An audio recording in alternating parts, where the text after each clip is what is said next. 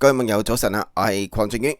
今日2026年4月7號禮拜二，今次同各位網友一齊講講香港各大最新嘅熱話消息。今日先講講呢有關天氣啦。今個禮拜天氣又變喎，又熱又濕啊，係點樣嘅預測？同各位一齊講講。咁啊，另外亦都講講，據報啊，嗰對嘅內地夫婦呢，行山嘅時間個老公啊失蹤，咁結果呢，大批人員搜索2日過後呢，揾到佢噶。咁啊，講緊呢，揾到佢嘅現場呢，係有啲嘅消息嘅，係點樣嘅情況？同各位一齊了解。咁啊，另外亦都講講香港各大最新嘅熱話消息。講落去之前記得撳訂閱，免費訂閱鄺俊宇嘅頻道，睇廣告越長係對鄺仔最大嘅支持。衷心多謝各位老友記。事不宜遲，先睇睇呢一則最新消息。根據香港01嘅報道，天文台估計啊，禮拜五起呢，吹南風，咁啊全城濕熱啊，氣溫高見30度噶，咁啊相對濕度係90%至95%啊。內文提到，一連5日嘅復活節同埋清明節假期呢，喺今日4月7號結束噶。天文台呢，喺尋日4月6號表示，咁啊隨住影響廣東嘅低壓槽呢，係逐漸減弱啊。咁啊今日呢，該區天色較為明朗，日間炎熱噶。預測本港今日日間短暫時間有陽光同埋炎熱啊。咁啊市區氣溫呢，最高升到29度啊。咁啊另外呢，禮拜五開始全面吹南風啊。天文台估計部分時間有陽光，日間炎熱噶，氣溫最高升到30度，咁啊挑戰今年市區暫時最高嘅氣溫紀錄。咁啊未來9日啊，相對濕度最高係90%至95%，咁我估計呢，又濕又熱嘅天氣呢，殺到啊。咁啊當中提到啦，今日啦4月7號係5日長假期嘅最後一日啊，天文台預測吹南風4至5級。咁啊，市區氣溫介乎25至29度噶。以上嚟自香港01嘅報道。咁啊，今個禮拜天氣呢，有啲難頂啊。咁啊，天文台估計啊，全城濕熱，氣溫高見30度啊。咁啊，另外呢，相對濕度呢，高達90至95%。禮拜五開始呢，吹南風噶。咁啊，各位嘅網友多加留意天氣狀況啦。另外亦都講呢個消息，根據香港01嘅報道，咁有關呢大欖涌行山失蹤2日啊。咁啊，79歲嘅老翁獲救現場曝光，咁啊佢疑似墮坑洞噶，被困啊，咁啊全身沾有泥濘，左眼周圍有瘀傷。內文提到79歲姓何嘅內地老翁，上個禮拜六4月4號呢，同妻子喺大欖涌行山嘅時間失散噶，妻子平安落山過後通知個仔報警，救護人員呢上山搜索2日啦。喺尋日晏晝4月6號呢，係揾到呢個姓何嘅內地老翁，咁啊好彩佢清醒送院噶。救援現場嘅照片曝光，據知姓何嘅老翁係墮下同埋被困啦一個叢林嘅坑洞，咁啊四周呢滿布呢枝葉雜草，咁啊多個警員啦、民安隊等救援人員啦係走落坑洞營救，咁啊再將佢呢放在山兜裏邊啦抬出噶，咁啊為佢呢戴上頭盔，蓋上呢金屬保暖氈，以防進一步失溫。咁啊，照片可以見到姓何嘅老翁臉上、雙手、衣服都沾滿泥土，咁啊雙腳呢有襪冇鞋噶。咁啊送抵醫院嘅時間就可以見到佢嘅左眼周圍呢有瘀傷。人員事後呢亦都執到呢事主嘅隨身物品，當中包括一樽嘅保健丸，咁啊燒杯、外套、手袋同埋鞋等等。以上嚟自香港01嘅報道，咁樣好犀利噶啦！失蹤2日過後啊，最終揾到呢個79歲嘅內地老翁，咁啊據報佢呢係墮坑被困噶，全身沾有泥濘。咁另外呢，拯救現場嘅照片曝光噶，咁見到佢當其時呢喺個窿裏邊動彈不得，不過呢係清醒噶，咁啊依家送院救治。咁啊事件當中呢，動用大量嘅人力物力揾佢噶，咁啊最終喺2日過後呢係成功揾到佢。咁另外呢，話口未完啊，又有內地客啦就去行山喎。根據香港01嘅報道啊，內地客清明節黃色暴雨喺西貢行山，再遇到暴雨噶。咁啊家長就話崩潰，專家就話呢雷暴應該要落山。內文提到啦，天文台呢喺日前清明節4月5號呢一度發出黃色暴雨警告信號，咁啊持續超過3個鐘頭噶。期間有一個內地81歲嘅老翁失聯啊。咁啊，其實翻查社交平台，原來唔少嘅內地旅客咁啊，日前都係西貢行山，咁啊變成水戰喎。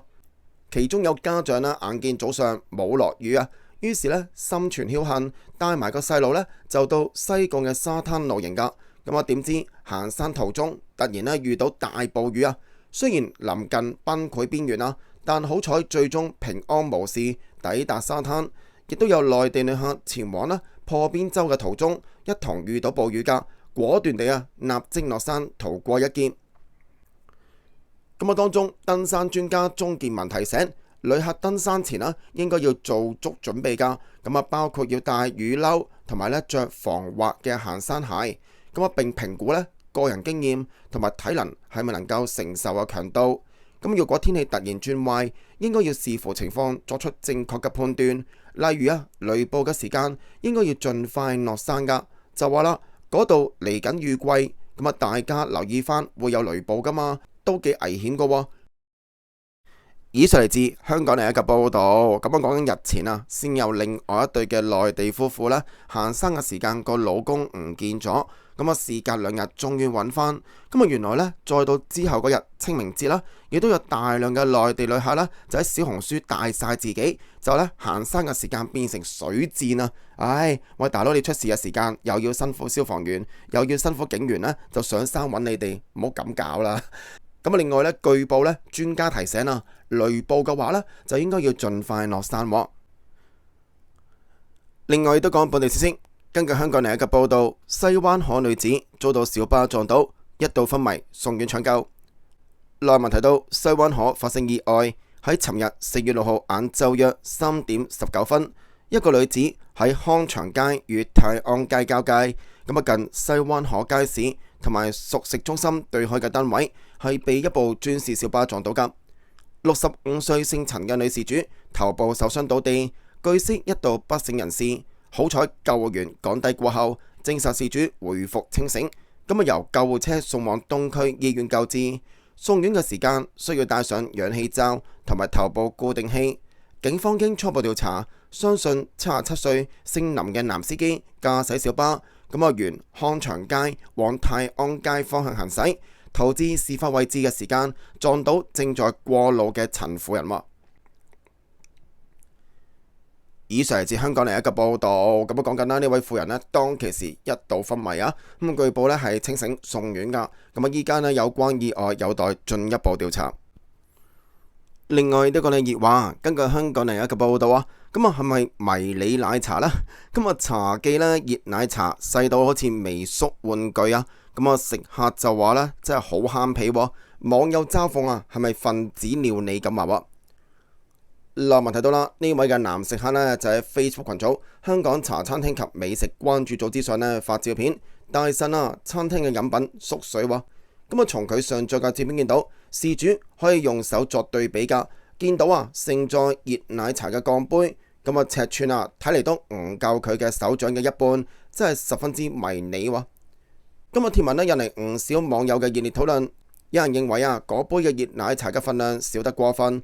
就話啦，以為微型食品或者鎖匙扣，亦都話啦，斷估150ml都冇，其實慳唔到幾多，但廣州部分客損失咪仲大咁樣。亦都有人分享就話凍飲近排都少咗份量噶，就話啦，睇下個杯凍飲嗰啲冰多到呢。其實拎走咗啲冰嘅話其實嘢飲得返2-3啖嘅啫。亦都有網友批評噶，其實真係自己做衰自己。冇人幫襯就唔好講人不上啦，份量少到連女人都唔夠真係冇下次。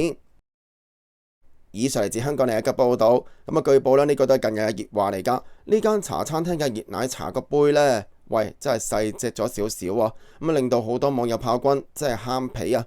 另外有網友都笑噶，亦都分享另一啲嘅餐廳都有啲熱飲杯特別厚邊結果裏邊啲奶茶得幾啖。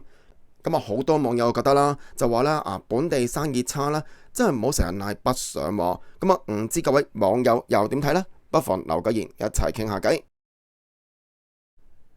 另外亦都講你嘅消息根據香港另一個報道馬王家應高升19連勝，1倍嘅賠率，派彩有保底搞到馬會要倒貼1658萬。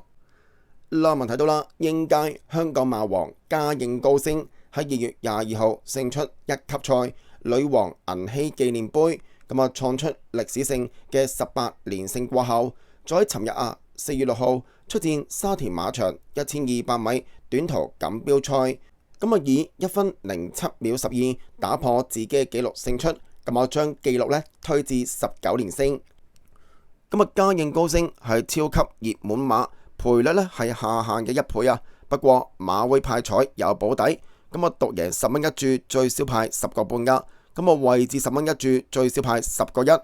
馬會尋日派彩總共要補貼1658萬元。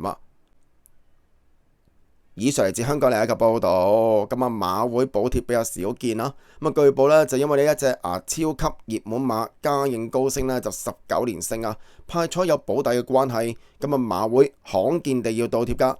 唔知各位網友點睇呢？不妨留個言一齊傾下偈。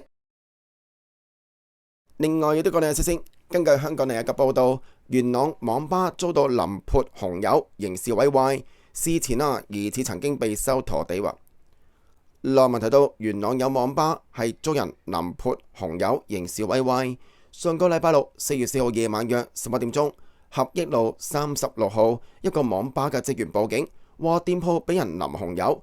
據了解，事前曾經有人上門向店方攞錢噶，店方未有答應當日夜晚約10點鐘，店鋪仍然未見有異常噶。1個鐘頭過後就有客人發現招牌同埋正門嘅圍板被淋油，通知職員報警，案件列作刑事毀壞。警方跟進多宗。01接獲讀者提供片段噶，就話涉事嘅網吧喺3月底曾經被多個戴上口罩嘅大漢上門勒索，向疑似嘅職員喝令就話我叫你打電話俾你老細。